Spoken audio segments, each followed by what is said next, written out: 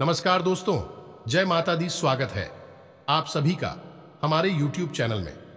तो दोस्तों, आप सभी को बता दें कि अब आपकी जिंदगी में बहुत ही बड़ी खुशियां आने वाली हैं। 7 जन्मों की गरीबी दूर होगी, सिर्फ एक बारी से जरूर देखना।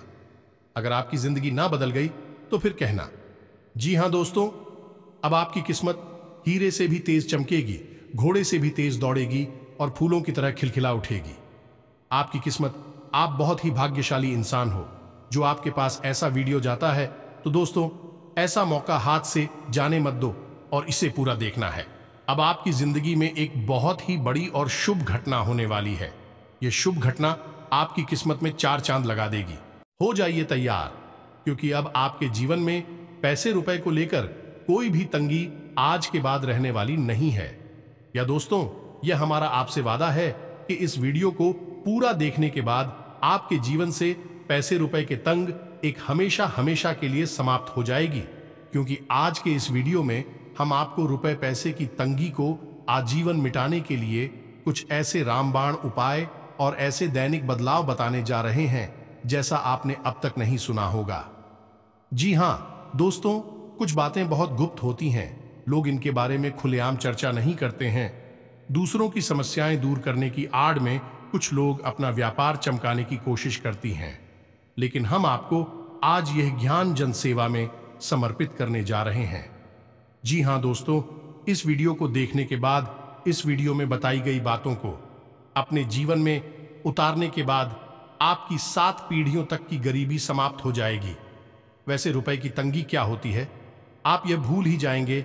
और सबसे बड़ी बात कि कर्जा चाहे वह कितना ही भयानक क्या हो, आपको देखते ही देखते हो उससे मुक्ति प्राप्त हो जाएगी। या दोस्तों, यह कोई सामान्य वीडियो नहीं है जिसे आपने यूं ही YouTube पर देख लिया। वीडियो शुरू करने से पहले हम आप सभी से एक महत्वपूर्ण बात करना चाहते हैं कि हम आप सभी के लिए अच्छे से जानकारी के लिए दिन रात मेहनत करते हैं। बहुत छानबीन करने की बात आप सभी के लिए हम बहुत अच्छे जानकारियां लेकर आते हैं जो कि आप सभी के जीवन के लिए बहुत ही जरूरी होता है। और दोस्तों, इन सभी के लिए हम आपसे कुछ नहीं चाहते हैं, बस हम इतना चाहते कि आप हमारे चैनल को सब्सक्राइब कर लें और हमारे चैनल से जुड़ जाएं, जिनमें आपको 1 रुपया भी नहीं लगेगा। बस इतना हमारा आप सभी से हाथ जोड़कर प्रार्थना है, निवेदन है। तो हमारा भावना को जरूर समझिएगा और हमारे चैनल को सब्सक्राइब कीजिएगा। तो चलिए दोस्तों, आज का वीडियो शुरू करते हैं। लेकिन इससे पहले आपको एक ज्ञानवर्धक कहानी सुनाते हैं। दोस्तों, इस कहानी का इस वीडियो से बहुत गहरा नाता है, बहुत गहरा संबंध है। तो एक बार की बात है कि एक बूढ़ा आदमी अपनी बैलगाड़ी को कहीं ले जा रहा था। उसकी बैलगाड़ी में कुछ सामान लदा हुआ था। तभी अचानक रास्ते में एक छोटी नाली में उसकी गाड़ी का एक पहिया फंस जाता है। अब बैल बहुत जोर लगा रहा है, लेकिन गाड़ी बाहर नहीं निकल पा रही है। तो वह किसान जब चारों तरफ से हार मान जाता है, तो वह है हनुमान चालीसा की किताब निकालता है और हनुमान चालीसा पढ़ना शुरू कर देता है। अब उसकी मंशा कुछ इस प्रकार रही होगी कि हनुमान जी स्वयं है उसकी गाड़ी को नाली से बाहर निकालने के लिए आएंगे। लेकिन क्या दोस्तों, ये बात वास्तविक है? ऐसा सचमुच में होता है क्या? वहां पर एक संत निकले, साधु निकले और उन्होंने देखा कि बूढ़े किसान की गाड़ी नाली में फंसी हुई है और यह लगातार हनुमान चालीसा का पाठ करता चला जा रहा है। तो उन साधु महात्मा ने उस किसान से कहा है कि है किसान, तेरी गाड़ी नाली में फंसी हुई है, तू इसे निकालता क्यों नहीं है? हनुमान चालीसा का पाठ क्यों करता जा रहा है? तो किसान कहता है कि तुम्हें क्या लगता है, क्या मैं कुछ कर नहीं रहा हूं? देखो, मैं हनुमान जी को याद कर रहा हूं, हनुमान चालीसा पढ़ रहा हूं। अब हनुमान जी ही मेरी गाड़ी बाहर निकालेंगे आकर। लेकिन क्या दोस्तों, यह वास्तविकता है? नहीं, ऐसा कभी नहीं होता है। ईश्वर ने हमें बुद्धि, शरीर सब कुछ देकर इस संसार में छोड़ दिया है। अब ईश्वर यह चाहते हैं कि हम कर्म की शक्ति को पहचानें और कर्म के माध्यम से ही अपने जीवन को, अपने भाग्य को बदलें। यह बात अलग है कि जब आप ही ईश्वर को याद करती रहती हैं, ईश्वर की भक्ति में लीन रहते हैं, तो कोई ना कोई माध्यम ईश्वर अवश्य भेजता है आपकी मदद के लिए, आपकी आंखें खोलने के लिए। जी हां दोस्तों, जब भी आप रास्ते से भटकेंगे, ईश्वर किसी न किसी को माध्यम बनाकर आपके पास भेजेंगे। जैसे उस बूढ़े किसान के पास उस साधु महात्मा को भेजा, लेकिन इसका मतलब यह नहीं है कि आप ईश्वर में अंधी आस्था में खो जाएं और कर्म की शक्ति को भूल जाएं। याद रखें कि भगवान भी उसकी मदद करते हैं जो स्वयं की मदद करना जानता है। तो इस कहानी से हमें यह समझ में आया है कि हमें कर्म की शक्ति को बिल्कुल भी नहीं बोलना है। जब भी हमें अपने जीवन में बड़े बदलाव लाने होंगे या कुछ अलग करने की कोशिश करनी होगी, तो हमें अलग तरह के कर्म भी करने होंगे, अलग तरह के प्रयास भी करने होंगे। यह बात तो निश्चित है। तो उम्मीद है दोस्तों कि आपको इस कहानी के माध्यम से कुछ समझ में आ गया होगा। अब वीडियो में आगे बढ़ते हैं, लेकिन कमेंट में पूरे भक्ति भाव के साथ जय मां काली अवश्य लिखें, क्योंकि माता के साथ की आवश्यकता तो हर एक जीव को इस धरती पर है। तो माता आपका उद्धार करेंगे। चलिए वीडियो में आगे बढ़ते हैं दोस्तों। सबसे पहली बात जो हम आपको बता दें कि आपके जीवन में जो भी परेशानियां हैं, चाहे वह रुपए पैसे की परेशानी हो, चाहे किसी अन्य प्रकार की मानसिक पीड़ा हुई है, शारीरिक पीड़ा हो, उसमें आप गहराई में उतरकर देखेंगे तो कहीं ना कहीं स्वयं ही जिम्मेदार हैं। जी हां दोस्तों, अब आप खुद ही गौर करके देखिए कि आपके अंदर कुछ ऐसी कमियां हैं कि नहीं है, जैसे कि आप भावनात्मक तौर पर बहुत ही कमजोर हैं। कहीं ना कहीं आपके मन में दूसरों से प्रेम पाने की चाहत हमेशा बनी रहती है और सम्मान पाने की चाहत भी बनी रहती है।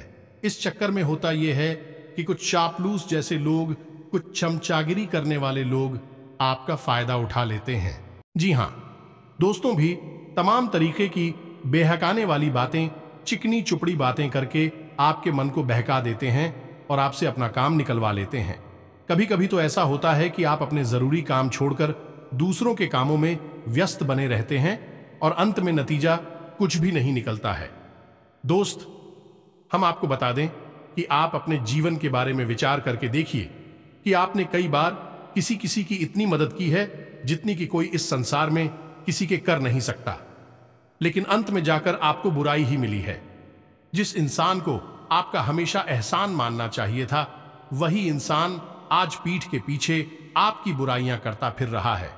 जब आप ऐसा व्यवहार देखते हैं तो आपके दिमाग में ऐसे ख्याल आने लगते हैं, शायद इस संसार में ही कुछ गड़बड़ है, कुछ कमी है कि मैंने तो अच्छा ही अच्छा किया, लेकिन मुझे बुराई क्यों मिल रही है। लेकिन दोस्तों, यह संसार इस तरह नहीं चलता है। इस संसार की व्यवस्था इस प्रकार है कि पहले आप अपने जीवन के बारे में सोचिए, अपनी शक्ति को प्रबल कीजिए। जब आप शक्तिमान होंगे, धनवान होंगे, तो लोगों की मदद करके आप तुरंत उनका दिल जीत लेंगे। लेकिन यदि आप अपने काम छोड़कर, अपने काम को आगे बढ़ाकर डालकर दूसरों के कार्य में उनकी मदद करने जाएंगे, तो ना तो आपको सम्मान प्राप्त होगा और ना ही लोगों का प्रेम भी आपको मिलेगा। ये दोस्त हो, तो ये आपकी बहुत बड़ी कमी है कि आप भावनात्मक तौर पर दूसरों पर निर्भर रहते हैं। तो आप इस आदत को छोड़ दीजिए। जिसको खुश होना होगा वह हो जाएगा, जिसको नहीं होना होगा वह नहीं होगा। आप तो बस अपने काम पर ध्यान दीजिए। जी हां दोस्तों, कुछ छोटे छोटे दोष और भी हैं आपके अंदर। जैसे कभी कभी आपके अंदर आलस बहुत बढ़ जाता है और आपके काम को डालने की आदत आपके ऊपर हावी हो जाती है, जिससे आप अपने जरूरी काम को भी आगे डालते रहते हैं और फिर आपका बहुत नुकसान हो जाता है। हम यह नहीं कह रहे कि आपके अंदर यह आदत हमेशा रहती है। वैसे तो आप बहुत मेहनती हैं, आप पूरा शारीरिक और मानसिक बल लगाकर अपना कार्य बहुत अच्छी तरह से लिफ्ट आती हैं, लेकिन कभी कभार आपके अंदर यह दुर्गुण उत्पन्न हो जाता है।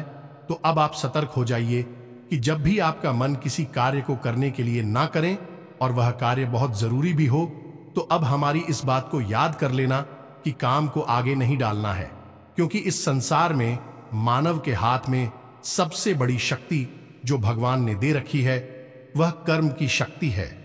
जी हां दोस्तों, एक और कमी आपके अंदर यह है कि आपकी धार्मिकता का भाव कभी स्थिर नहीं हो पाता है। कभी कभी तो आप बहुत अधिक मंदिर जाने लगती हैं, पूजा पाठ करने लगते हैं, और कभी कभी आपके जीवन की परेशानियों को देखते हुए आप भगवान से एकदम रुष्ट हो जाते हैं, मंदिर जाना छोड़ देते हैं। पूजा पाठ करना अभी आपका ना के बराबर हो जाता है। जो आप अपने जीवन की परेशानियों का जिम्मेदार भगवान को मानने लगते हैं, लेकिन ऐसा सही नहीं है। दोस्तों, भगवान आपके जीवन की किसी भी परेशानी के लिए जिम्मेदार नहीं है। हमें कर्मों का फल प्राप्त होता रहता है। हम जिस प्रकार के कर्म करेंगे हमें वैसे फल मिलेंगे। यह संसार ऐसे ही चलता है। भगवान तो केवल हमारा मार्गदर्शन करते हैं, और वह भी तब करेंगे जब हम भगवान की भक्ति में लीन होंगे और हमारे आचरण बिल्कुल पवित्र होंगे और शुद्ध होंगे। जी हां दोस्तों, आपको अपने मन से कुछ नकारात्मक भावनाएं हैं जिनके बारे में अभी हमने चर्चा की है, उन्हें बाहर निकाल देना है। दिखावे बाजी से दूर रहना है। थोड़ा सा व्यायाम कसरत करना है और अपने खान पान पर भी ध्यान देना है कि यह आपकी बहुत बड़ी कमियां हैं। आप स्वाद के चक्कर में सेहत को भूल जाते हैं। इससे आपके शरीर में तरह तरह की बीमारियां, रोग दोष उत्पन्न होते हैं और आपकी मानसिकता भी अशुद्ध होती है। जी हां दोस्तों, तो जब आप इन सब सुधार को कर लेंगे उसके बाद अब आपको क्या करना है ये ध्यान से सुनिए। इस दिन लक्ष्मी आपकी ओर आकर्षित होगी। आप चुंबक की तरह लक्ष्मी को और आकर्षित करेंगे, और अंत में आपको हम एक ऐसा उपाय बताएंगे जिसे हम उपाय ना कहें, एक महा उपाय करें तो ज्यादा बेहतर होगा, क्योंकि इस उपाय का परिणाम तो 100 में 100% मिलता ही है। जितने भी लोगों ने अपने जीवन में इस उपाय को किया है उनके जीवन में सकारात्मक बदलाव निश्चित तौर पर आया ही है। तो वीडियो के अंत में हम आपको अभी उपाय भी बताएंगे, लेकिन इससे पहले आपको कुछ छोटी छोटी बातें बता दें जिन्हें आप ध्यान से सुनना है। यह बहुत ही आवश्यक है। मित्रों, हम अपने जीवन में इन्हीं छोटी छोटी गलतियों को दोहराते रहते हैं, फिर हमें कुछ भी मनचाही इच्छा पूरी नहीं होती, सफलता हासिल नहीं होती, और हम फिर कभी किस्मत को कभी भगवान को दोष देते रहते हैं। तो अब आप इस शब्द अलग से बाहर निकलिए और ध्यान के मार्ग पर चलिए। हम आपके साथ हैं। चलिए दोस्तों, आपको बताते हैं एक एक करके आपको अपने जीवन में क्या बदलाव करने हैं। सबसे पहला बदलाव आपको यही करना है कि जब भी आप रुपया किसी को भी दें, चाहे वह रकम छोटी हो चाहे वह बड़ी हो, यदि आप कहते रहे हैं तो आप जो नोट होते हैं उनका जो कोल्ड होता हुआ हिस्सा होता है उसे आप देने वाले की ओर रखें, और जो खुले हुए चोर होते हैं उन्हें अपनी ओर रखें, और मन में यह बोले 708 यानी 708 मन में बोला है आपको, और मन में बोले 708 अनंत होकर वापस आना, 708 आनंद होकर वापस आना। आपको यह मन ही मन है। 2-4 बार या एकाकार जितनी बार भी बोल सकते हैं, आप बस बोले, इससे होगा। यह है कि आप लक्ष्मी को अपनी ओर आकर्षित कर रहे हैं। हालांकि अभी आप खर्च कर रहे हैं, लेकिन यही लक्ष्मी सैकड़ों हजारों गुना बनकर आपके पास वापस आएगी। जी हां दोस्तों, से 108 माता लक्ष्मी को चुंबक की तरह आकर्षित करने वाला नंबर है। जी हां दोस्तों, इस प्रकार आप धन खर्च करके भी वापस धन को अपनी ओर आकर्षित कर पाएंगे। अब बात करती हैं धन के संचय की। जी हां दोस्तों, जो भी थाना आपके पास आता है उसे आप कैसे और कहां संचित करेंगे। दोस्तों याद रखिए कि आप कितना ही अच्छा पौधा लाई है, लेकिन अगर आपने बहुत ही के लिए जगह है अच्छी नहीं सुनी है, यानी जिस गमले में आप बहुत ही को लगाना चाहती हैं उसमें आपने मिट्टी ठीक से नहीं रखी है, जल बगैर आप अच्छे से नहीं देते, खाद अच्छे से नहीं डालते, तो वह पौधा कुछ दिन में ही समाप्त हो जाएगा। इसी प्रकार का है, आप पैसा कितना भी कमाई है कहीं से भी लाइए, लेकिन आपके पास पैसे को रखने की सही आध्यात्मिक जानकारी नहीं है तो वह पैसा तुरंत समाप्त भी हो जाएगा। जैसे आएगा वैसे ही बाहर भी निकल जाएगा। तो अब ध्यान देना कि आपको करना क्या है। तो हम पैसा 2 जगह रखते हैं। पहला अपनी जेब में, अपने पर्स में, दूसरा अपने घर में, लॉकर में या तिजोरी में, या जो भी हमारी अलमारी, वहां पर इन दोनों जगहों पर आपको लक्ष्मी को बांधने का या आकर्षित करने का एक महा उपाय करना होगा। हालांकि है यह बहुत छोटी सी बात, लेकिन आपको करनी आवश्यक होगी। अब आपको क्या करना है, आपको अपने पर्स में हरे रंग का एक चौकोर कपड़े का टुकड़ा रखना है। छोटा सा कपड़ा रखें, आप ज्यादा पढ़ा ना रखें। याद रखें कि पर्स की जिससे मैं ऑफिस कपड़े के टुकड़े को रखेंगे उससे वह बंद रखेंगे, और उस दिन में आप उसे भी नहीं रखेंगे, ना रुपए ना सिक्के, तो वह आपको सुननी है। और उस जी मैं आपको एक हरे रंग का चौकोर टुकड़ा सूती कपड़े का याद रखना है। आपको इसे अपने पर्स में रख लें। इससे माता लक्ष्मी आपके पर्स की आकर्षित होंगे। अनेक मार्गों से पैसा आपके पास में आएगा, और जो पैसा आपके पास से निकलकर बाहर जाएगा वह वापस भी तुरंत आ जाएगा। जिला दोस्तों, किसी के साथ साथ है स्कूल चांदी का टुकड़ा कि अगर आप कर सकते हैं तो अपने पर्स में अवश्य रखें। यह दोस्ती, यह भी बहुत ही आवश्यक और बहुत ही सिद्ध उपाय है। और यदि आप चांदी का टुकड़ा कहीं से व्यवस्था नहीं कर सकते हैं तो एक चांदी का छोटा सा सिक्का है, अपने पर्स में रखें। यह दो चीज है, आप अपने पर्स में रखें, फिर देखें चमत्कार होंगे। आपके पर्स में से पैसे कभी समाप्त ही नहीं होंगे। ये तो थी वर्ष की व्यवस्था। अब आपको अपने घर के लॉकर या अलमारी में क्या करना है, इसे भी ध्यान से सुने। तो सबसे पहले तो आपको अपने घर के लॉकर को पूर्ण रूप से साफ कर देना है। फिर उसके नीचे लाल रंग का एक कपड़ा बिछाना है। कपड़ा शुद्ध हो, श्रुति हो और पूरा हो, यानी कि इस्तेमाल ना किया गया हो। अब आपको उस कपड़े के ऊपर ही जो भी रुपए कैसे लाते हैं उसे रखना है। इसी के साथ साथ आपको एक काम और करना है कि आपको लाल रंग का एक कपड़ा और लेना है और उस लाल रंग के कपड़े में आपको थोड़ी शेख चावल चांदी का सिक्का और थोड़ी सी मिश्री हल्दी की 5 गांठ है और 7 कमल गट्टे और 7 ही कौड़िया। इतनी चीजें आपको उस कपड़े के अंदर रखनी है और उस कपड़े का मुख जो है आपको बांध देना है। जी हां दोस्तों, आपका लाभ इसे या धागे से, लाल रंग के धागे से आपसे बांध सकते हैं। उसके बाद इसी के साथ साथ आपको एक नारियल लेना है और उस नारियल पर आपको कलाव लपेटना है और हल्दी से आपको श्री लिखना है और ये कपड़ा जो आपने पोटली बनाई है और ये नारियल की आपको अपने उस लॉकर में रखना है। ये माता लक्ष्मी का शुद्ध स्वरूप है और इससे माता लक्ष्मी आपके लॉकर से कभी बाहर जाएगी ही नहीं और जाएंगी भी तो तुरंत वापस भी आएंगी। जी हाँ दोस्तों, तो यह तो हो गई व्यवस्था आपके पास कि आप धन का संचय कैसे करेंगे। अब बात करते हैं रुपए के लेन देन को लेकर। तो दोस्त याद रखना है कि आप कुछ रुपए के लेन देन यानी बड़ी लेन देन की बात कर रही हैं। जब भी आप बड़ी लेन देन को करें तो महीने की इन तारीखों को थोड़ा सा डाल दें, जैसे 8 तारीख, 17 तारीख और 26 तारीख में। ऐसा क्यों? क्योंकि यह तारीख जो है इस शनिदेव को समर्पित है और इस दिन हम किसी भी प्रकार का लेन देन नहीं करते हैं, शास्त्रों में वर्जित है। इसी प्रकार दोस्तों, यदि आपको किसी से कर्जा लेना है, चाहे वह व्यक्तिगत जरूरतों के लिए हो या व्यापार के लिए हो, तो आप मंगलवार के दिन भूल कर भी कर्जा ना लें, अन्यथा आपको वह कर्जा चुकाने में बहुत परेशानियां आएंगे। आप याद करके देखिए कि यदि आपने कभी मंगलवार के दिन किसी से कर्जा लिया होगा तो 3 चीजें आपके घर में तुरंत प्रवेश कर गई होंगी। पहला है कि कभी ना झुकने वाला नहीं, दूसरा और तीसरा शत्रुता, यानी आपके किसी से बुराई भी तुरंत हो गई होगी। वह कर्जा आप चुका नहीं पाएंगे। लेकिन इसके विपरीत यदि आपको कर्जा किसी का चुकाना है, यानी आपने पहले से पैसा ले रखा है, आप उसे वापस देना चाह रही हैं, तो उसके लिए मंगलवार का दिन बहुत अच्छा होता है। याद रखना दोस्तों, मंगलवार को कर्जा लेना नहीं है, लेकिन मंगलवार को आप कर्जा चुका सकते हैं। इसी प्रकार दोस्तों, बुधवार और शुक्रवार के दिन आप कर्जान ले सकते हैं। जी हां दोस्तों, कर्जा लेना आपको यदि जरूरी है, जैसे कि कोई जरूरत पड़ गई, इमरजेंसी है या कुछ बात है, तो आप बुधवार और शुक्रवार के दिन कर्जा ले सकते हैं।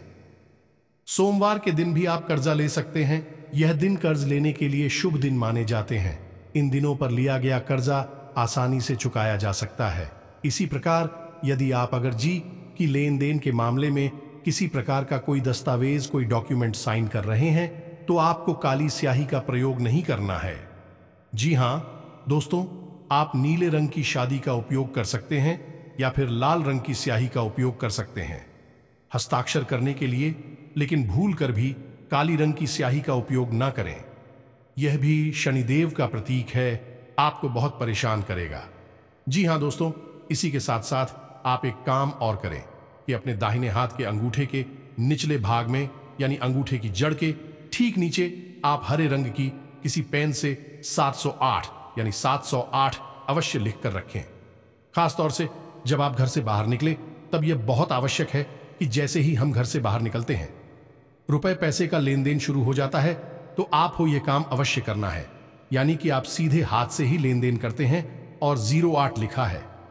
मैंने माता लक्ष्मी को चुंबक की तरह अपनी ओर आकर्षित करने वाला नंबर लिखा है। तो आप जो भी खर्चा करेंगे वह कई गुना बनकर आपके पास ही वापस आ जाएगा। जी हां दोस्तों, अब बात करते हैं पूजा पाठ की कि आपको कौन कौन सी पूजा पाठ करनी बहुत आवश्यक है। दोस्तों, आपको ज्यादा कुछ नहीं करना है, लेकिन गुरुवार की पूजा का महत्व समझना है। याद करिए, पुरानी जमाने में लोग कितने भक्तिभाव के साथ गुरुवार की पूजा किया करते थे, यानी पीले वस्त्र पहनते थे, इला प्रसाद चढ़ाते थे और भगवान श्री हरि विष्णु की माता लक्ष्मी के साथ पूजा आराधना किया करते थे। आपको भी यह काम अवश्य करना है। गुरुवार के दिन पीले वस्त्र पहने, पीला प्रसाद चढ़ाएं और भगवान श्री हरि विष्णु की माता लक्ष्मी के साथ पूजा आराधना अवश्य करें। यदि आप शादीशुदा हैं तो अपने जीवन साथी के साथ बैठे, और नहीं तो आप अकेले ही इस पूजा को कर सकते हैं। इस पूजा को करने के इतने जबरदस्त फायदे हैं। दोस्तों, आप जब पहले गुरुवार को ही है पूजा करेंगे तो आप अगले पूरे हफ्ते, जाने अगले गुरुवार तक, आप इस पूजा के अंतर को, आप इस पूजा आराधना की फुल को महसूस करेंगे। आपके जीवन में अच्छी खबरें सुनाई देनी आपको शुरू हो जाएंगी। जी हां दोस्तों, इस पूजा का आध्यात्मिक महत्व यह है कि स्वयं भगवान श्री हरि विष्णु और मां लक्ष्मी आपके जीवन में प्रवेश कर जाते हैं। उनकी सकारात्मक ऊर्जा आपके नजदीक आ जाती है। दूसरा कि गुरु, जो कि सबसे भारी ग्रह है, वह भी आपके ऊपर अपनी कृपा बरसाने लगता है, जिससे आपकी मानसिक शुद्धता रहती है और आपको ऐसे विचार आने लगते हैं जो आपके जीवन में आपकी तरक्की के लिए बहुत आवश्यक है। जी हां दोस्तों, आपकी विचारधारा ही बदलने लगती है, और जब विचार बदलती है तो जीवन भी अपने आप बदलने लगता है। जी हां दोस्तों, तो इन उपायों को आप अपने जीवन में अपना ही है। फिर देखिए कि आपका जीवन कैसे रातों रात बदल जाता है। अब बात करती है उसमें हो पाई कि जिसका आप बड़ी बेसब्री से बहुत देर से इंतजार कर रहे थे, तो इस उपाय को आपको एक बार भी जीवन में करना अवश्य है, और आप देखेंगे कि कुछ ही महीनों में यह दोस्तों रातों रात चमत्कार नहीं होते हैं। समय थोड़ा तो लगता ही है, दूदू कुछ ही महीनों में आपका जीवन ऐसे बदल जाएगा कि आपने सपने में भी नहीं सोचा होगा। जी हां दोस्तों, इस उपाय का नाम है बड़केश्वर महादेव। उपाय भगवान भोलेनाथ की अनंत स्वरूपों में से एक स्वरूप बड़केश्वर महादेव का भी स्वरूप है। तो आपको बड़केश्वर महादेव के स्वरूप का ही उपाय करना है। और बड़केश्वर महादेव तो जाने ही इसलिए जाति के लोगों को कर्ज से मुक्ति और माता लक्ष्मी की विशेष कृपा दिलवाते हैं। जी हां दोस्तों, तो अब ध्यान से सुनिए कि उपाय क्या है और कैसे करना है। इस उपाय को आप किसी भी सोमवार से शुरू कर सकते हैं, लेकिन एक बार शुरू होने के बाद यह उपाय आपको 5 सोमवार तक लगातार करना है। बीच में किसी भी प्रकार का कोई व्यवधान नहीं होना चाहिए। तो अब ध्यान से सुनिए कि है उपाय आपको कैसे करना है। तो आपको किसी ऐसे मंदिर में जाना है जहां बरगद का कोई पेड़ हो। जी हां दोस्तों, बरगद का वह पेड़ भगवान भोलेनाथ का स्वरूप माना जाता है और भटके सर महादेव का स्वरूप माना जाता है। यदि उस बरगद के पेड़ के नीचे भगवान भोलेनाथ का शिवलिंग विराजमान है, तभी आपको उस पेड़ के पास जाना है। अब आपको करना यह है कि सोमवार के दिन सुबह सुबह आपको मंदिर जाना है और बरगद के उस पेड़ के पास जाकर आपको एक लोटा जल लेकर जाना है, और उस जल में आपको पिसी हुई हल्दी और किसी हुए चावल भी मिला लेने हैं। अब आपको उस बरगद के पेड़ की जड़ का पूजन करना है। अब आपको ध्यान यह देना है कि आप उस जड़ के किस भाग को पूजन कर रहे हैं। वह छोटा सा भाग होना चाहिए, क्योंकि बाद में आप उस भाग को काट कर अपने साथ लेकर आने वाले हैं, और आप हर सोमवार को उसी भाग की पूजन करेंगे। यानी ऐसा नहीं कि आज आपने इस तरह पूजन कर लिया, कल पेड़ की दूसरी तरफ की जड़ का पूजन कर दिया। ऐसा नहीं करना है। आपको पेड़ की जड़ के उसी भाग की हर सोमवार को पूजा करनी है। फिर आपको अंत में उस जड़ को काटकर अपने साथ ले जाना है। तो आप ध्यान से चले कि कौन सा हिस्सा आपके इस प्रयोजन के लिए उचित रहेगा। तो आपको वह जल जिसमें आपने पिसी हुई हल्दी और पिसे हुए चावल मिलाकर रखी थी, उसे उस झाड़ के ऊपर अर्पित करें। जी हां दोस्तों, जब आप जल अर्पित कर रहे हो तो आपको भगवान भोलेनाथ से अपने कर्जी के बारे में चर्चा करनी है। मन ही मन करना है। अपने कर्जी के बारे में विचार करना है। प्रभु से विनती करनी है कि से महादेव मुझे इस कर्ज से मुक्ति दिलाई है। माता लक्ष्मी का मेरे घर में आगमन हो, ऐसा मुझे आशीर्वाद दीजिए। और आप जब वह जल अर्पित हो जाए उसके बाद वहीं पर बैठकर एक माला पंचाक्षरी मंत्र का जाप भी अवश्य करें। ओम नमः शिवाय। जी हाँ दोस्तों, और याद रखें कि यदि आप महिला हैं तो आपको नमः शिवाय ओम यह जाप करना है। पुरुषों के लिए किसी भी मंत्र का उच्चारण ओम से होता है और महिलाओं के लिए ओम मंत्र के अंत में लगाया जाता है। इसी के साथ आपको घर वापस आ जाना है। अब आपको 4 सोमवार लगातार यह प्रक्रिया दोहरानी है और 5वीं सोमवार जब आप इस प्रक्रिया को पूर्ण कर लेंगे तो उसके बाद लड़के उसी छोटे से भाग को आप काट कर अपने साथ ले आएंगे। आप उसी विशेष भाग को काट कर लाएंगे, किसी अन्य भाग को नहीं, कि आप स्वयं भगवान भोलेनाथ बड़केश्वर महादेव आपके साथ रहेंगे 24 घंटे। अब आपको उस जड़ के भाग को किसी काले कपड़े में, कपड़ा कोरा होना चाहिए और श्रुति होना चाहिए।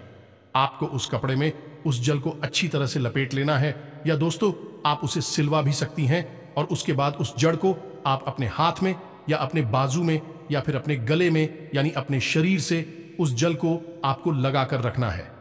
आप देखेंगे धीरे धीरे धीरे धीरे वह जड़ बढ़नी शुरू हो जाएगी, और जैसे जैसे वह इज्जत बढ़ेगी आपका कर्जा कम होता चला जाएगा। यह उपाय इतना शर्तिया और शक्तिशाली है कि जिसने भी इस उपाय को किया है वह आज के समय में लाखों करोड़ों रुपए में डूब चुका है।